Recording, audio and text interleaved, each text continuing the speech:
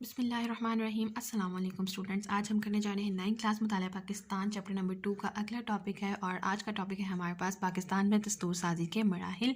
हम लोग आ रहे हैं बाब नंबर 2 तहरीक पाकिस्तान और पाकिस्तान का क़याम। और आज हम लोग करने जा रहे हैं नेक्स्ट टॉपिक जो है हमारे पास पाकिस्तान में दस्तूर साजी के मराहिल और पेज नंबर है आपके पास पेज नंबर 39। और लेक्चर स्टार्ट करने से पहले आप सबसे फ्री रिक्वेस्ट है काइंडली प्लीज चैनल को सब्सक्राइब कर दीजिए और अगर वीडियो पसंद आए तो वीडियो को लाइक ज़रूर कीजिए और आगे ज़्यादा से ज़्यादा शेयर कीजिए। आज हम स्टार्ट करने जा रहे हैं पाकिस्तान में दस्तूर साजी के मराहिल, जिसमें हम लोग डिस्कस करेंगे फीचर्स ऑफ द कॉन्स्टिट्यूशन 1956 के आइन की कुछ अहम खसूसियात जो है वो हम लोग इसमें डिस्कस करेंगे और ये हमारे पास आज का मेन लेक्चर है पाकिस्तान में दस्तूर साजी के मराहिल। और ये हमारे पास एक इम्पॉर्टेंट लॉन्ग क्वेश्चन है और हम लोगों ने इस टॉपिक को एज अ लॉन्ग क्वेश्चन जो है वो भी प्रिपेयर करना है और इस चैप्टर में हमारे पास बहुत ज़्यादा लॉन्ग आंसर्स जो हैं वो बनते हैं हर टॉपिक में से ऑलमोस्ट। तो इसको भी मैं आप लोगों को हेडिंग के साथ करवाऊंगी और आप लोगों ने लॉन्ग आंसर करना है तो लॉन्ग आंसर में हमें हेडिंग की ज़रूरत होती है, तो आप लोगों को सारे क्वेश्चन की मैं हेडिंग्स जो है वो साथ साथ बताती जाऊँगी। आप लोग अपने नोट्स में अपनी बुक्स में साथ साथ मार्क आउट करते जाएंगे। पाकिस्तान में दस्तूर साजी के मराहिल। करारदाद मकासद की मंजूरी के बाद इस बात का यकीन तो हो गया कि मुल्क का दस्तूर कुन बुनियादों पर बनाया जाएगा और इस मकसद के लिए वफाकी असम्बली के अरकान पर मुश्तमिल एक कमेटी भी कायम कर दी गई। मगर आज़ादी के फ़ौरन बाद ही पाकिस्तान ऐसे बेशुमार मसाइल का शिकार हो गया कि दस्तूर साजी पर भरपूर तवज्जो ना दी जा सकी। जैसे हम लोगों ने कुछ इब्तदाई मसाइल पढ़े थे, उसी चीज़ को इन्होंने यहाँ पे एक्सप्लेन किया है कि कुछ मसाइल का शिकार होने की वजह से दस्तूर साजी पर जो है वो तवज्जो ना दी जा सकी। सियासी अदम इस्तेहकाम और नाअहल क़यादत की वजह से हुकूमतें तेज़ी से तब्दील होने लगी।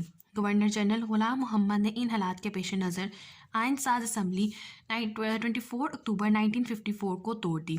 इसको मार्क कीजिए, ये आपके पास एक MCQ है कि गवर्नर जनरल ग़ुलाम मोहम्मद ने जो है आइन साज असम्बली जो है कब तोड़ी थी, 24 अक्टूबर 1954 को, और नई असम्बली के क़याम का ऐलान किया। यह आपके पास एक इम्पॉर्टेंट MCQ है, इसे मार्क कर लीजिए। दस्तूर साजी की राह में हायल रुकावटों में एक अहम रुकावट ये भी थी कि मुल्क का मगरबी हिस्सा चारों सूबों और मशरक़ी हिस्सा एक सूबे पर मुश्तमिल था।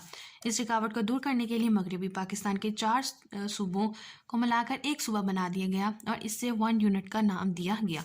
इसे मार्क कर लीजिए। हमारे पास शॉर्ट क्वेश्चन है कि 1 यूनिट से क्या मुराद है और 1 यूनिट किसे कहा जाता है, तो आप लोगों ने यहाँ से लिखना स्टार्ट करना है।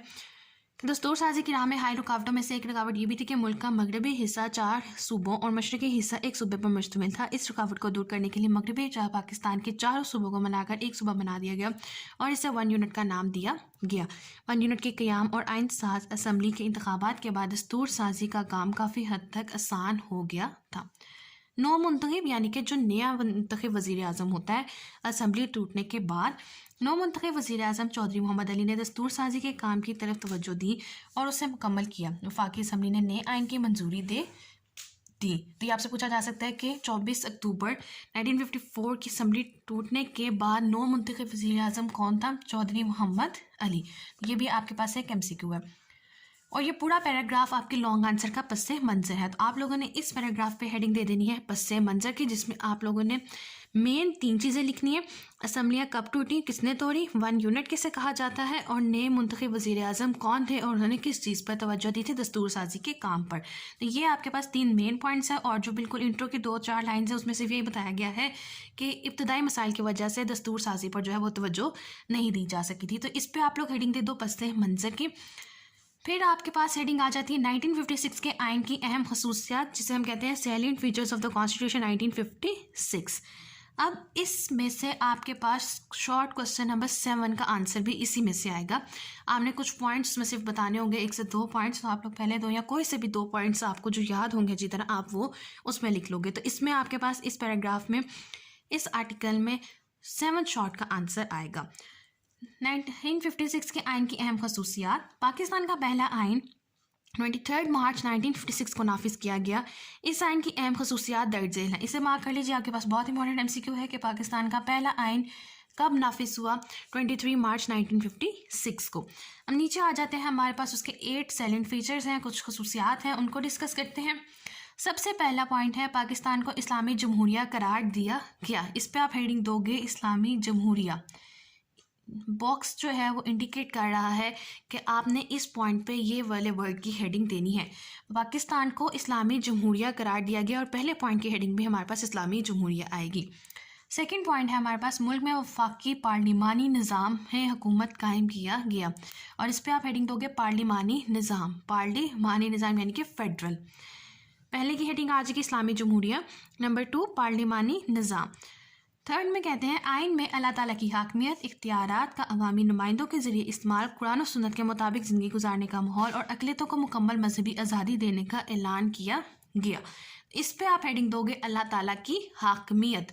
थर्ड पॉइंट पे आपके पास आ जाएगी अल्लाह ताला की हाकमियत।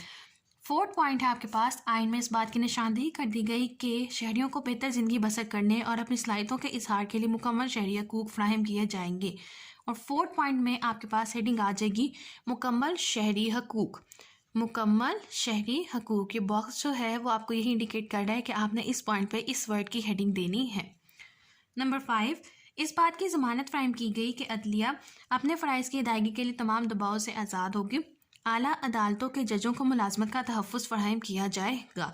फिफ्थ पॉइंट पे आप हेडिंग दोगे अदलिया की आज़ादी। अदलिया की आज़ादी। नंबर 6, 1956 के दस्तूर के मुताबिक उर्दू और बंगाली दोनों को कौमी ज़ुबानें करार दिया गया। सिक्स पॉइंट पे आप हेडिंग दोगे कौमी ज़ुबानें। सिक्स पॉइंट पे आप हेडिंग दोगे कौमी ज़ुबानें। और ये आपके पास MCQ भी है कि 1956 के आइन के मुताबिक कौमी ज़ुबानें किसको करार दिया गया, उर्दू और बंगाली को।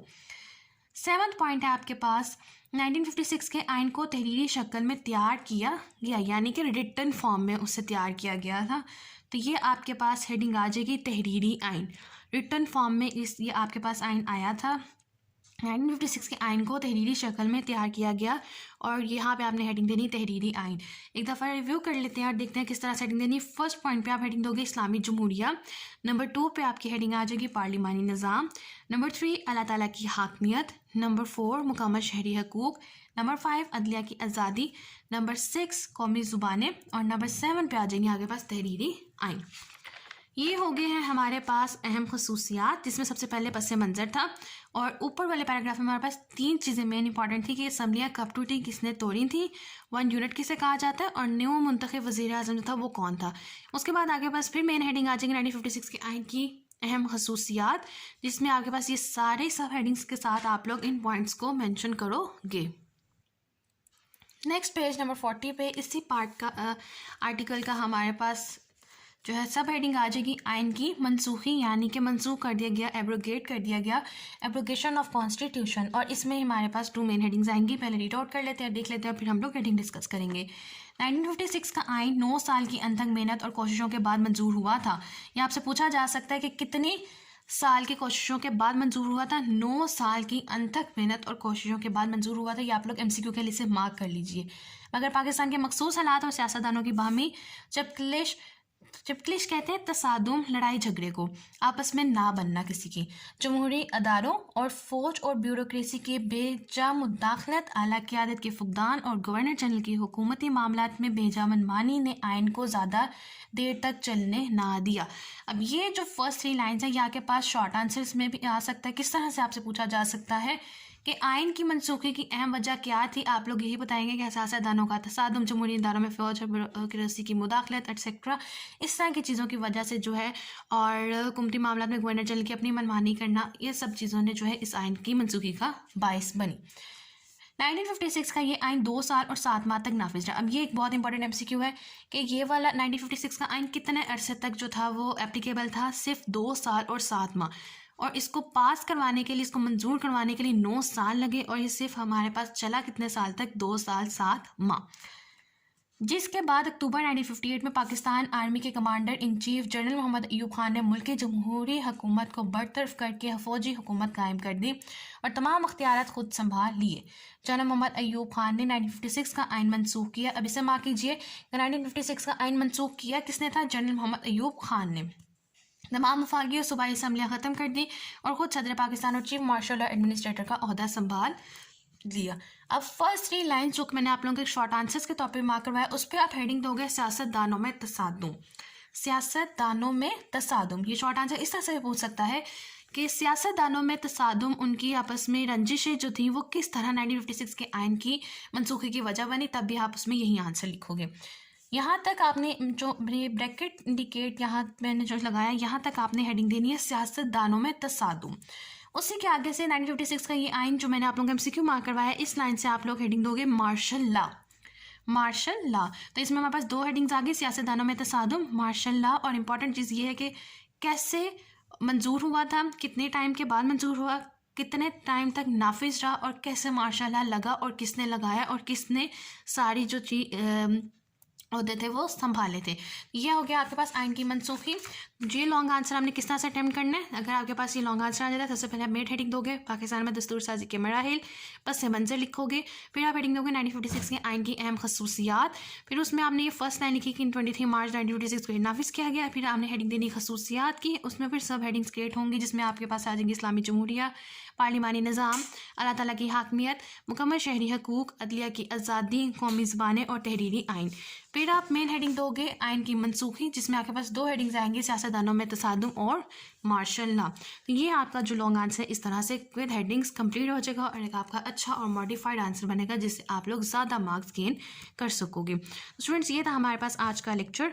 मुझे उम्मीद है कि आप लोगों को आज का लेक्चर अच्छी तरह से समझ आ गया होगा। इन केस पे भी कोई क्वेश्चन है, कोई क्वेरी या कोई ऐसी चीज़ या कोई पॉइंट जो आप लोगों को समझ नहीं आया तो आप मुझसे पूछ सकते हैं। और लास्ट में मेरी आप सबसे फेवरेट रिक्वेस्ट है, काइंडली प्लीज़ चैनल को सब्सक्राइब कर दीजिए, वीडियो को लाइक कीजिए और ज़्यादा से ज़्यादा शेयर कीजिए, अगर 1000 सब्सक्राइबर्स का टारगेट जो है वो जल्द से जल्द मुकम्मल किया जा सके। Thank you.